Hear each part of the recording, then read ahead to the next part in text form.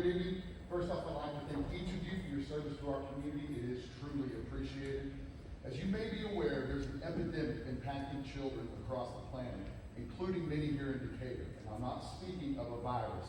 I'm speaking of an insidious ideological movement which is taking root in the minds of our children, and it comes cloaked under the guise of tolerance, acceptance, and even love. I'm speaking of the transgender movement. I want to start by clarifying. I'm not speaking ill of any child who is struggling with this, and there are indeed kids in Decatur who claim they're trans or cisgender. I have nothing but compassion for them. The reason I'm speaking up is to help them, not to condemn them. What I am speaking against is the ideology itself and those who espouse it, whether through legislation, corporate policy, or school policy, vis-a-vis the gender unicorn or other gender identity policies. The clear scientific and medical evidence shows how physically and psychologically damaging this is to children who fall victim to it, whether due to pressure from peers, social media, or even their parents. Yet it continues to be promulgated in every facet of our society.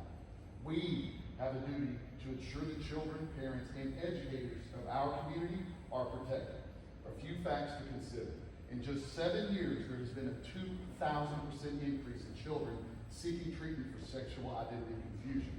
Puberty-blocking hormone usage and cross-sex hormones produce long-term sterility, and many children are provided these hormones on their very first visit to a clinic. Roughly 80 to 95% of children who experience some level of gender dysphoria come to accept their biological reality as adults, so long as these medical interventions are not administered. For those who undergo those irreversible measures, the suicide rate in that community is 20 times higher than that of the general population. This is legitimately a life or death issue. Unfortunately, all of this medical intervention is happening in Texas thanks to the failures of our Republican leadership, but it's our job to protect the kids in our community. I'm here today for two reasons: to inform and to exhort. I'm informing by providing each of you with these resource guides which address all of this. This provides school boards, administration, teachers, and counselors with solid data and sound science to help develop policies and procedures to respond effectively and compassionately to this issue. I'm exhorting by asking you to immediately begin implementing the measures provided, as this is not coming to Decatur. It's here right now, and it cannot be ignored. It affects all of our children, everyone on staff, and our entire community.